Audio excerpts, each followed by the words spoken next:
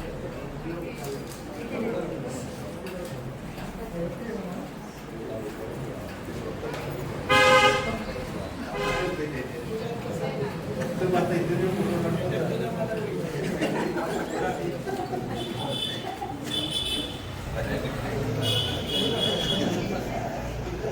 नाही राहत रेडी नाही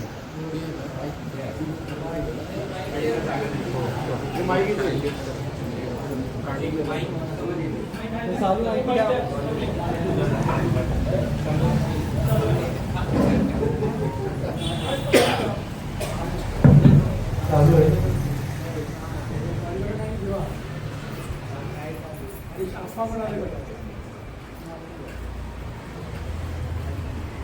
आर्यन असं घेरे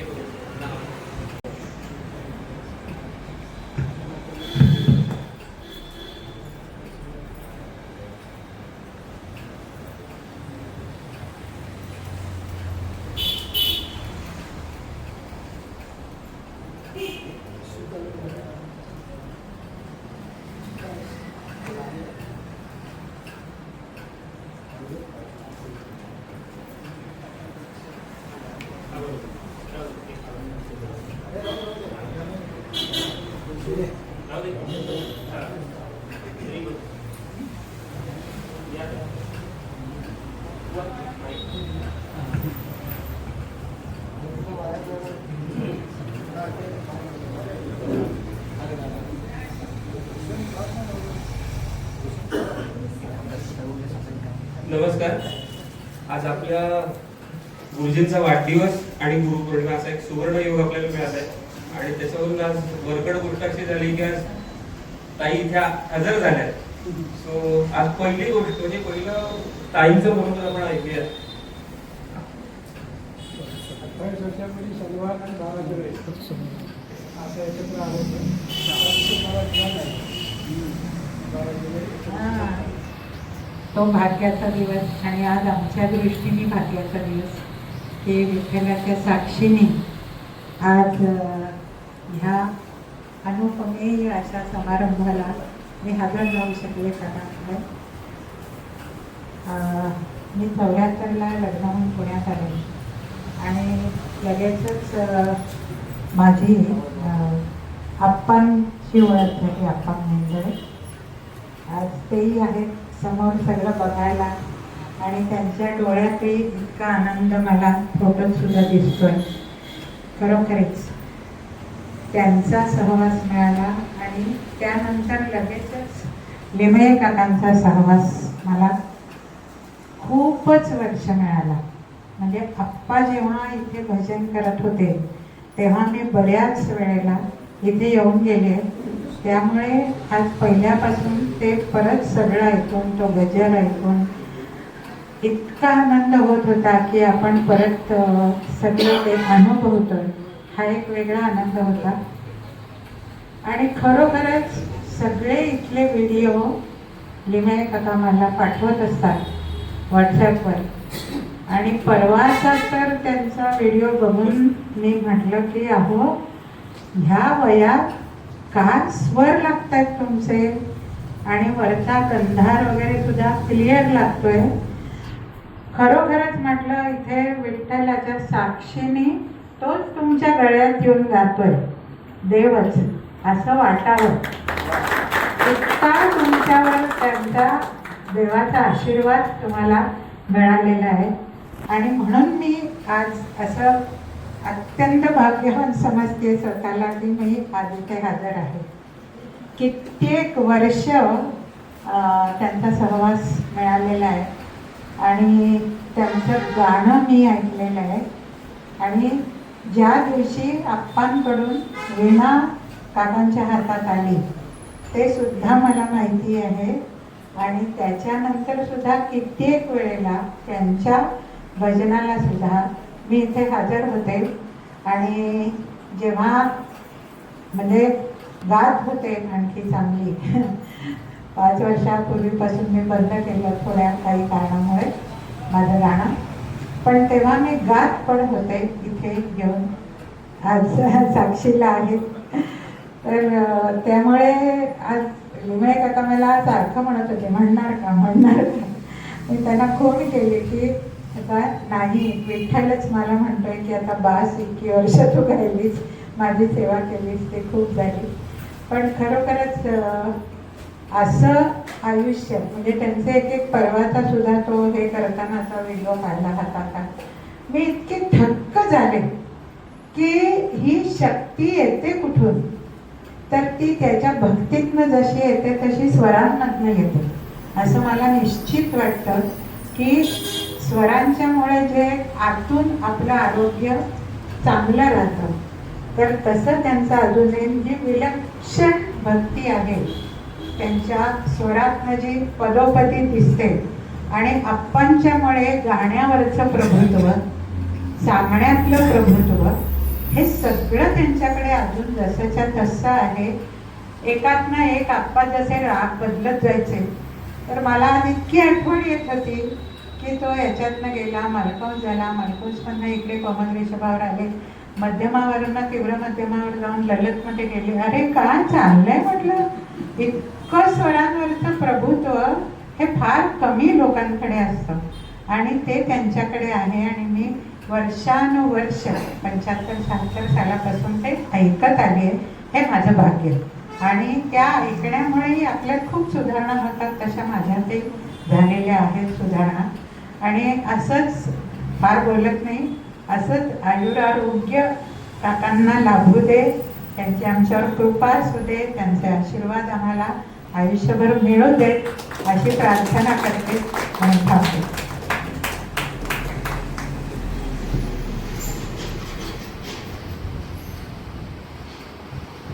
ताई धन्यवाद. आपल्या सगळ्यांना गुरुजींबद्दल बरंच काही माहिती आणि बरंच काही माहिती नाही आहे. आपल्याला माहिती आहे ते गुरुजी फक्त गाण्यातलं माहिती आहे, किंवा त्यांचं गाणं काय, किंवा गाण्याचा त्यांचा आवाज काय. पण एकंदर गुरुजींचं आयुष्य कसं गेलं हे आपल्याला तितकंसं माहिती नाही. अर्थात त्यांच्याकडे तसे बटव्यात बरेच अनुभव आहेत, ते कधी कधी सांगतात. काही बोललेलं नाही त्याबद्दल. तर गुरुजींबद्दल जेवढं शक्य आहे तेवढं एक छोटी माहिती त्यांची जमा करून ती थोडीशी शब्दबद्ध करायचा प्रयत्न केलाय. त्याचाच व्यतिरिक्त आपल्या भजनात ज्यांनी आतापर्यंत मोठ्या मोठ्या कार्यक्रमाला आपली सेवा रुजू केली असे आज तर ताई स्वतः हजर झाल्यात, अन्यथा ताई पाठवणार होत्या. पण त्या व्यतिरिक्त श्री चैतन्य कुंटे, दीप्ती कुलकर्णी, त्याच्यानंतर माधुरीताई अशांनी त्यांचे अभिप्राय पाठवलेत. आणि हे सगळं शब्दबद्ध करून गुरुजींच्या नावाने एक छोटंसं पुस्तिका तयार केली आहे, की आज आम्ही सगळे मिळून त्यांना अर्पण करणार आहोत.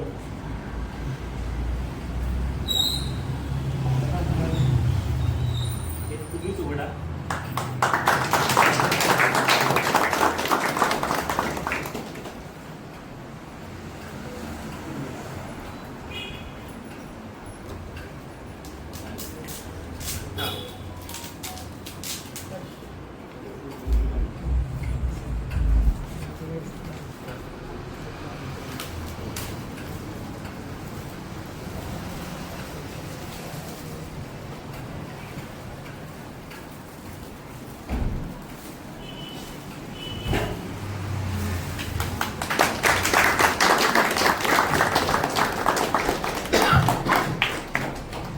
एकंदर गुरुजींच्या कारकिर्दीला जे नाव सुचलं पहिलं ते होतं तपस्वी. म्हणून त्याला तपस्वी माधव असं छोट्याशा पुस्तिकेला नाव दिलंय. त्या पुस्तिकेत त्यांचं आयुष्य कसं गेलं, त्यांचं बालपण, त्यांचं तरुणपण, अशा बऱ्याच गोष्टी आहेत. माझी खरी इच्छा होती का सगळं वाचून दाखवावं, पण सगळ्यांना प्रत्येकाला त्यांच्या सवडीनुसार ते निवांत वाचता यावं याच्यासाठी मी त्याच्यातल्या 1-2 गोष्टी सुद्धा आज वाचायची धाडस किंवा वाचायचं हे नाही करणार आहे. प्रत्येकाला याची सॉफ्ट कॉपी पण मिळेल. फक्त विनंती एवढीच आहे, मला नंबर व्हॉट्सअप करा, मी पाठवून देईन.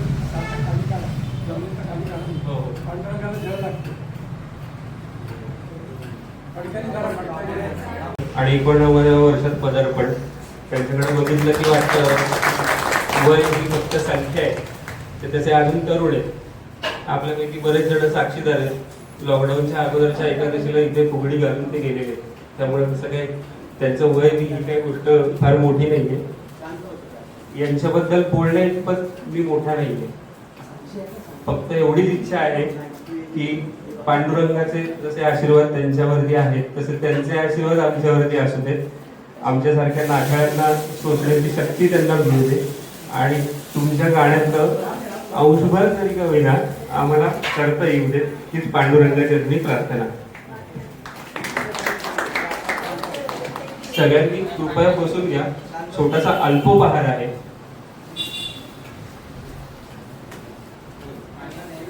नाही त्यांचं पण आहे. अभय काकांचं आहे. हो, अभय काका आहेत, गिरीश आहे, ठाकूर आहेत. नाही, त्याला बराच वेळ जाईल. लोकांना त्यांच्या सोडीने निवांत वाचू देत. ते वाचताना इतकं सहज वाचन होत नाहीये. बोलणं तर आम्हाला खूप इच्छा आहे.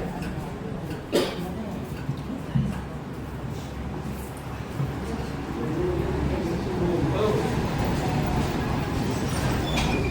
1948 साली राष्ट्रीय स्वयंसेवक संघावर बदली आली होती. माझे आजोबा आणि आप्पा हे दोघं एकाच शाखेवर जाणारे आणि त्यामुळं एकत्र जमायला कुठलं ना कुठलं तरी कारण पाहिजे. मग कारण कुठलं काढायचं? आप्पांची गायकी ही विलक्षण होती, पण आप्पांना त्यांचे वडील हे गाण्याचे कार्यक्रम करू देत नसत. कारण काय म्हणायचे की आपलं इथं वाद्यांचं दुकान आहे, तू जर गाण्याचे कार्यक्रम करत राहशील तर तुझ्या या गाण्याच्यामुळे इतकं गाणं प्रभावी आहे की ते गाणं आपल्याला जमत नाही असं वाटणारी अनेक मंडळी असतील आणि मग द्वेषभावना निर्माण व्हायची शक्यता आहे. त्यामुळे तू गात जाऊ नको. आणि म्हणून आप्पांची गाण्याची जी इच्छा होती ती सगळी अपुरी राहिली. ती अपुरी राहिलेली इच्छा ही 1948चे भजन ज्या वेळेला आमच्या घरामध्ये सुरू झालं, आप्पांनी ती सगळी कसर भरून काढली. आणि त्यामुळं गाण्यामधनं, संगीतामधनं विठ्ठलाची आळवणी कशी करता येऊ शकते याचं एक मूर्तिमंत उदाहरण हे आप्पांच्या भजनामधनं सुरू झालं. माधवराव सुद्धा त्या भजनामध्ये येत असत. पण आप्पांचं अजून एक वैशिष्ट्य होतं की आप्पा हे कधीही दुसऱ्याला गाऊ देत नसत. यांना पण त्यांनी गाऊ दिलं नाही. आणि त्यामुळं बरेच वर्ष त्या आप्पांनी कोणाला गाऊ दिलं नाही. पण तरी सुद्धा गुरुजी हे कायम त्या ठिकाणी जायचे, बसायचे, भजनामध्ये सहभागी व्हायचे. आणि मग ज्या वेळेला कधीमध्ये एखाद्या वेळेला आप्पांचा जर का घडा हा चालेनासा झाला, वयापर्यंत असेल, हवामानामुळे असेल, त्यावेळेला यांना संधी मिळायची. आणि मग त्यावेळेला त्या आप्पांच्या लक्षात आलं की अरे हा हिरा इथं दडलेला आहे, त्याला आपण कोंदण पाडलं पाहिजे. आणि मग त्या हिऱ्याला आप्पांनी घासून पुसून खूपच चांगली अशी झळाळी आणली आणि ते माधवराव आज आपण सगळेजण ऐकतो. आणि मग त्यावेळेला आप्पांनी मग यांना पण गायला परवानगी द्यायला सुरुवात केली. त्यावेळेस लक्षात आलं त्यांच्या, अरे यांना न गायला देणं हे काही बरोबर नाहीये. एकदम दर्जेदार गाणं आणि आपलं सगळं जसं आहे तसं उचलणारा माणूस एक आपल्याला कोणतरी मिळालेला आहे, हे आप्पांना मिळालेलं समाधान होतं. त्यांच्याकडे भजन होतं. त्याशी आपण त्यावर नेमका बसला होता. बसला म्हणजे माझा तुम्ही बसा. तर मला कधी आले तरी म्हटलं नाही, पण ज्या भजनातल्या बायका होत्या त्यांनी मला मुलगा मागला. मला 15 आया होता. माझा म्हटलं तुम्ही बसा, तुम्ही सांगितलं. तेव्हापासून माझी सुरुवात झाली की आजपर्यंत थोडीशी का होईना आहे.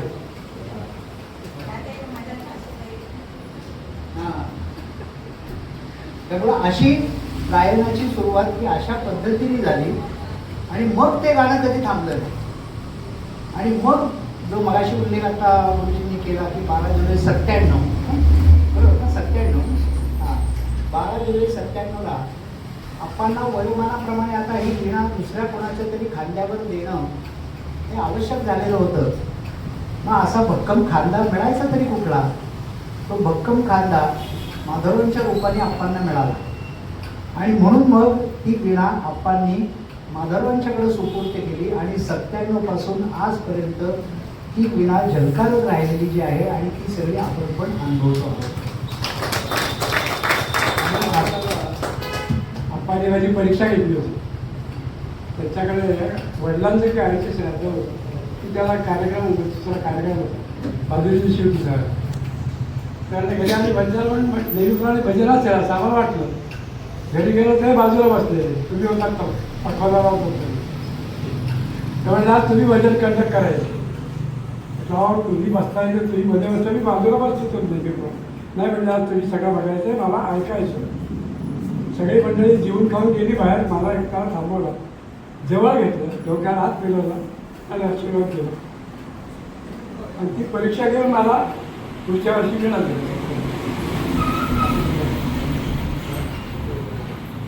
त्यामुळं अशीच ही विणा ही झलकारत राहो. आत्ता त्यांचं फक्त 88 वय आहे, तेवढा अजून 12 वर्ष तर आपण आरामात ते ऐकणार आहोत. आणि त्यामुळं असं गाणं आपल्याला सातत्याने ऐकायला मिळेल. आणि एका कवितेमध्ये असं म्हटलेलं आहे की या गाण्यातलं तुझे तेज अंगे शतांशे जरीही उजाळून टाकू दिशा दाही दाही. हे गाणं जर का आपल्याला एवढूसा जरी त्यातला कण मिळाला, गुरव सांगतील गुरवांना ज्या वेळेला एवढूसा कण त्यातला मिळाला त्यावेळेला गुरव हे भजनी मंडळामध्ये अत्यंत प्रसिद्ध नावाजलेले म्हणून झाले. आणि त्यामुळं तसंच ते गाणं सगळं आपल्यांना सुद्धा मिळो आणि आपल्याला पण या कीर्तीसाठी नाही पण आपल्या आपल्या आनंदासाठी आणि पांडुरंगाच्या भक्तीसाठी ते गाणं आपल्याला पण साध्य होवो अशी त्यांच्या चरणी, आप्पांच्या चरणी आणि परमेश्वराच्या चरणी प्रार्थना करून थांबतो. त्यांना नक्कीच दीर्घायुष्य मिळणार आहे, आरोग्य पण चांगलं मिळणार आहे. आत्तापर्यंत त्यांच्या आरोग्याला कुठे डगमग ही झालेली नव्हती. मधनं थोडं किरकोळ काहीतरी होतं आता, पण तेही आता संपलेलं आहे. आणि त्यामुळं आता ते पुन्हा इथे शनिवारला भजनासाठी म्हणून यायला लागलेले आहेत. म्हणून म्हटलं कमीत कमी पुढची 12 वर्ष हे आपल्याला ते भजन ऐकायला मिळणार आहे अशा शुभेच्छा व्यक्त करतो आणि थांबतो. धन्यवाद. 3 वर्षापूर्वी मी एक तुमच्याकडे मांडणी केली सगळ्या आपल्या भजनी बांधवांकडे की आठवड्यातला 4 शनिवार म्हणजे महिन्यातले 4 शनिवार तुम्ही मला द्यायचे, मला बाकी काही देऊ नका. फक्त महिना वर्षभर 4 शनिवार महिन्याचे तुम्ही मला द्या. ते कोणी कोणी किती किती दिले ते आपलं आत्मपरीक्षण करा आणि पुढे चला.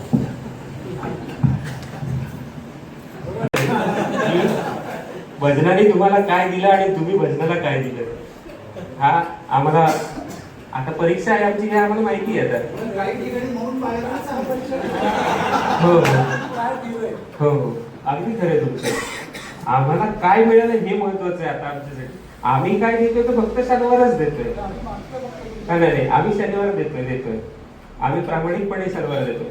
बरं, आजच्या हा सगळा चोरीचा मामला जो झालाय, म्हणजे हा जो काही सगळा कार्यक्रम केलाय तुमच्या नकळत, म्हणजे तुम्हाला न सांगता वगैरे वगैरे, तर ह्या सगळ्यामध्ये मी एकटा शिलेदार नाहीये. इथे माझ्याबरोबर बरेच जण आहेत आणि याच्यातलं पहिलं नाव आहे ठाकूर साहेब, दुसरं गिरीश, तिसरं मुळे, चौथं कुठे गेला सुयश. सुयश आणि गुंजन भाऊ कुठे गेले. ते गुंजन भाऊ. आणि आमच्या टोळ भैरवाला अंजुताई आणि दादाचा बाहेरनं पाठिंबा होता. ते काही आमच्या पक्षात नव्हते, पण आम्हा सगळ्यांची इच्छा होती की तुमचा वाढदिवस आम्हाला अशा एक पद्धतीने साजरा करता यावा. यासाठी जास्त पुढाकार म्हणजे याचा फॉलो अखिलेश भाऊंनी घेतलाय. तिकडे असं शांत बसलात ते माहिती आम्हाला. या या या अकेले नहीं जाएंगे, साथ में लेके जाएंगे.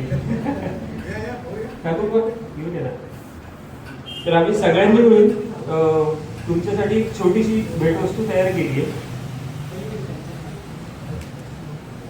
या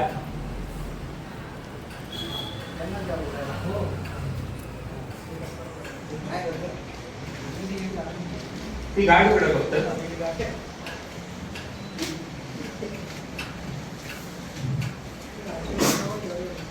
आतापर्यंत गुरुजींच्या अनेक सुंदर मुद्रा बऱ्याच जणांनी टिपल्यात.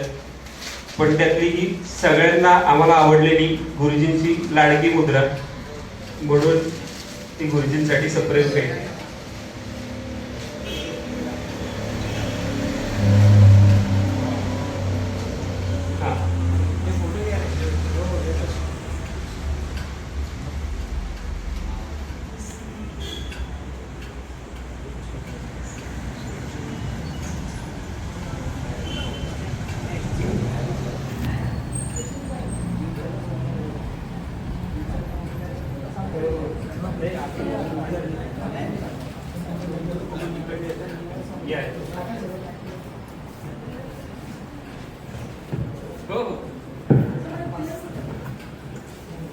सर्वांना रामकृष्ण आहे. मला आज दादाने जरा सांगितलं दिलं की तुम्ही बोलायचं आहे. तर हा सगळ्यात मोठा आणि जरा मला अवघड असलेला विषय होता की गुरुजींच्या विषयी काय बोलायचं. ज्या आभाळाचं कोणी वर्णनच करू शकत नाही त्या व्यक्तीचं मला सांगितलं की ते जरा तुमच्या पद्धतीने सांगा तुम्ही की बाबा दोन त्यांच्याविषयी एक बोला. तर मी एवढा क्षुल्लक आणि एवढा एक सामान्य माणूस त्यांच्याविषयी काय बोलणार आहे. फक्त मी आता त्यांच्या शेजारी जर उभं राहिलो तर मी थरथर कापतोय. कारण की त्यांचे एवढे त्यांचे म्हणजे माया म्हणा, एकनिष्ठता म्हणा आणि झांजले परिवार आणि लिंगराज महाराजांवरती असलेलं अतूट प्रेम. आणि त्यांनी म्हणजे अकल्प आयुष्य त्यामुळं माझे असा काळ हरीच्या दासा असं का म्हणायला लागलं की आता जेव्हा मांडुरंगाला जेव्हा झळ बसत होती तर आपलं कोणाचंच लक्ष नाही गेलं. पण ते म्हटले नाही ते जरा लांब ठेवा, पांडुरंगाला झळ बसते ते फक्त एका दासालाच कळू शकतं. आणि ते आयुष्यभर ज्या तरीकेने त्यांनी ज्यांची हरीची सेवा केली आहे आणि त्यात आज असं सुवर्णयुग असं आहे. आषाढी एकादशी झाली तर 2 दिवसांनी गुरुपौर्णिमा आली. हा जो योग एका आठवड्यामध्ये एवढे सुवर्णयोग छान छान आले. तर गुरुजींचा वाढदिवस त्यात शनिवार आला. म्हटलं हा योग आहे ना हा कधी म्हणजे आपला शिष्य ह्या वर्गाला खूप छान योग आहे. आणि ह्या शिष्यांनी बाकीचे हे तिकोने साहेब असतील,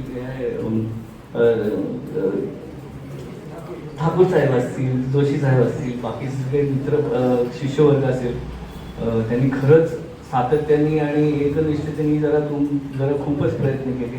आता मला ह्याच्यावरती फक्त गुरुजींना आपण शतक पूर्ण आणि शतक होईल पूर्ण ह्याच्या आपण सगळ्यांनी शुभेच्छा देऊ. मी एवढा मोठा मला एवढं बोलता येत नाही.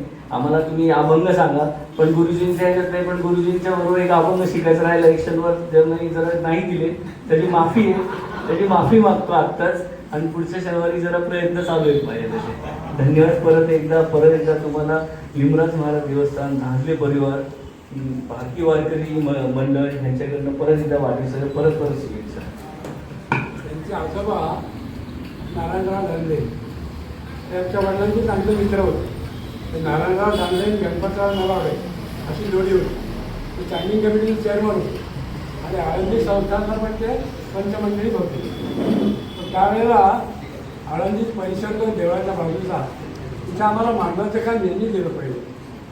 संबंध काही समोरची मांडव घालायचा ते काम त्यांनी आम्हाला दिलं सुरुवातीला. तेव्हापासून आमचे संबंध. त्याचा मुलगा राम माझा मित्र होता, बाळाचा मला मित्र होते. हे यांचे पुतणे राम आणि नातू. त्यावेळेस नारायणरावचा आमच्या वडिलांचा खूप जवळचा संबंध. आणि दर 8 दिवसाला आमच्याकडे यायचं किंवा यायचं काम करा, इथं काम आहे. मानव धंदा होता ना आमचा. त्यामुळे त्यांची आमची ओळख खूप जुनी.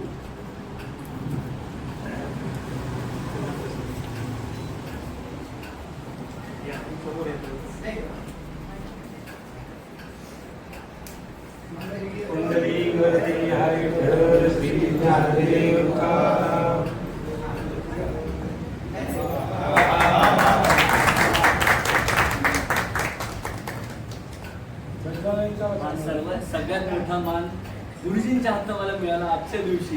हा खूप मोठा मान.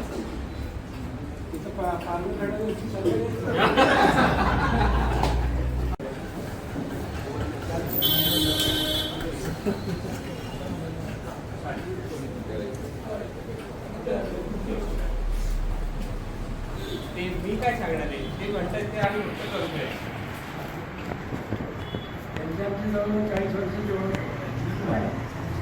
करायचं काही आहे करू शकतात.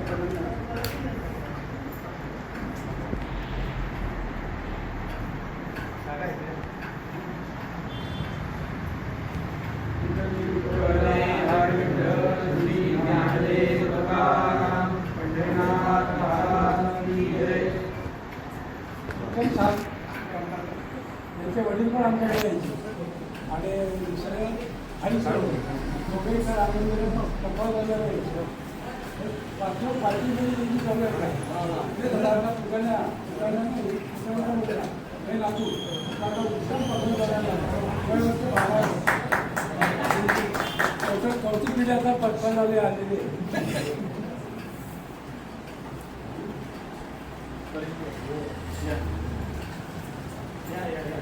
ते त्यांच्या मनी होतं घरी होतं.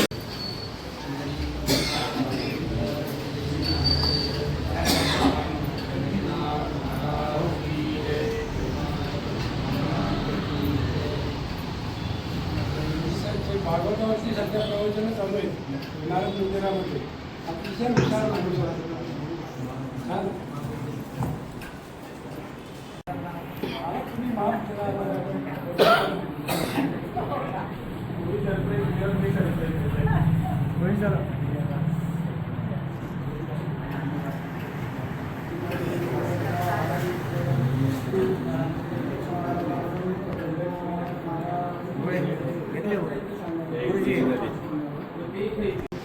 यांचा वेगळा परिचय मला यायला नको. गणपती बाबा म्हटले की राजाभाऊचं नाव त्याच्याशी जोडलेलंच आहे.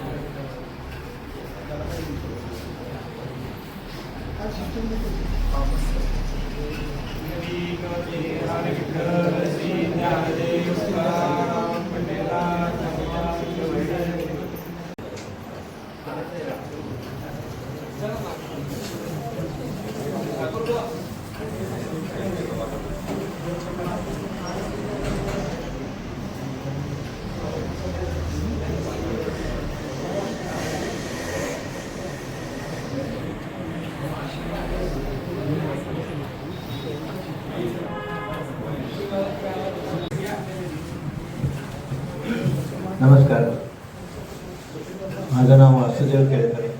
मी चिंचवडला राहिला आहे. माझी आणि माधुरांची ओळख गेले साधारण 25-30 वर्ष झाली त्याची ओळख आहे. तर एक त्यांचा वाढदिवस आहे, त्यांना सहर्ष शुभेच्छा. पुढे सुद्धा त्यांना उत्तम आरोग्य लाभो असं पांडुरंगाचरणी प्रार्थना करतो. माधवराव भेटले याच्यासाठी एक महत्त्वाचं कारण म्हणजे त्यांना उत्तम गुरु लाभले. गुरु लाभलं पण एक फार महत्त्वाचं असतं. आता एक कलाकारांच्या दृष्टीने हे फार महत्त्वाचं आहे. अनवराला त्यांना माहितीच आहे, कुठलाही एखादा चांगला शिष्य घडायचा असेल तर त्याला उत्तम गुरु लाभावा लागतो. आता आपल्याला माहिती आहे की पंडित भीमचंद जोशी गुरुसाठी ते बरेच इकडे तिकडे फिरले. नंतर त्यांना कळलं की आपल्याच गावाजवळ आपले गुरु आहेत, सवाई गंधर्व. तसे माधवरावांना पण उत्तम गुरु लाभले. गुरु लाभले नुसतं गुरु नाही, गुरुंना कळलं की हा एक उत्तम शिष्य आपला होऊ शकतो. त्यांनी दिलेलं हे सगळं आत्मसात करतायत. ते जसे देत गेले तसे माधवरावांनी सगळं त्यांनी करत गेले आणि हे आपण सर्वांनी पाहिलेलं आहे. आणि मी माझी जेव्हा त्यांची ओळख झाली, साधारण त्यांना जेव्हा वीणा दिली 1997 साली, त्याच्या आधीपासून मी त्यांच्या संपर्कात होतो. आणि दरवर्षी उटीची पूजा करायची ती मला जी संधी किंवा सेवा मिळाली ती माधवरावांमुळेच आहे. त्याने माझी गाठ घालून दिली भैरवची, तिथं आमचं सुरू झालं. तर असा आमचा प्रवास चालू आहे. फक्त आता गेले 15-20 वर्ष मी चिंचवडला राहायला गेल्यामुळे माझं इकडे भजनाला येणं होत नाही. किंवा दुर्लक्ष झालं तर म्हणायला हरकत नाही, त्याबद्दल मी क्षमा मागतो माझ्यावर. तरी सुद्धा ते म्हणतात की कमी कमी महिन्यातला एक शनिवार तरी प्रयत्न कर घेण्याचा, जेणेकरून आपलं संपर्कात राहतं. पण तरी सुद्धा ते न चुकता महिना 2 महिना झालं की फोन करतात. किंवा मी फोन करत नाही, ते मला जास्त फोन करतात. मला ते जास्त आवडतं. त्यांचे ते जे गोड शब्द ते जे सांगतात ना फोनवरती, ते मला फार असं एक एक चांगला एक उत्साह मिळतो. हा म्हणजे आपल्याला कोणतरी आहे तर ते मला वडिलांचं सामान आहे. आणि त्यांच्याकडनं मी शिकलो म्हणजे की भजनात आल्यावर की अभंगाची तुम्ही कसं सादरीकरण करायचं किंवा भजनी ठेका जो आहे तो कसा आहे, अभंग कुठल्या माथ्यावर सुरू होतो, कुठल्या माथ्यावर अभंग असू शकतात, रागांचे नावं वेगवेगळी, राग कसे बदलायचे. समजा 2 राग करायचे असेल, अनुराधाने सांगितलं त्याप्रमाणे ते मारवामधनं सोनी, सोनीमधनं ललत, तोडी असे बरेच करते त्यांचं ते चालू असतं. त्यांचं म्हणणं असं की कुठलेही तुम्हाला राग बदलायचे असेल तर आधी करण्यासाठी तुम्हाला तो दोन्ही राग तुम्हाला आले पाहिजे. आता समजा भूप टिष्कार असेल किंवा दुर्गा असेल किंवा ते कधी कधी मुलतानी आणि तोडी करतात. मुलतानीवरनं तोडीवरनं मुलतानी आले तर कुठल्या स्वरावरून आपण केलं म्हणजे मुलतानी होतो किंवा तोडी होतो. हे जो सगळे अभ्यास आहे हे सगळं मी त्यांच्याकडनं भरपूर शिकलो. अजून बरंच काय शिकण्यासारखं आहे तर आपण सर्व त्यांच्याकडनं शिकूया जेवढं शक्य आहे तेवढं. आणि ते म्हणतात की महिन्यात एखादा शनिवार तरी त्यांनी यावं. आम्हाला चाहिए. असं नाही, तुम्ही काहीतरी गपलत करून द्या सगळ्यांना. कॅम्पियनचे क्लास असेल, कमला शिकवतात आणि फोरम फाउंडेशन म्हणून इथे एक संस्था आहे त्याच्यावरती ते विविध कार्यक्रम करतात.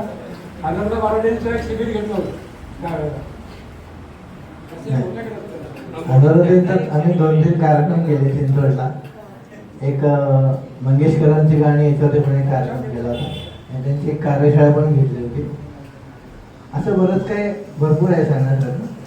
पण त्यांचा आशीर्वाद आपल्या सगळ्यांवरती आहे आणि असेच राहू दे असं माझे 2 वाक्य संपतो.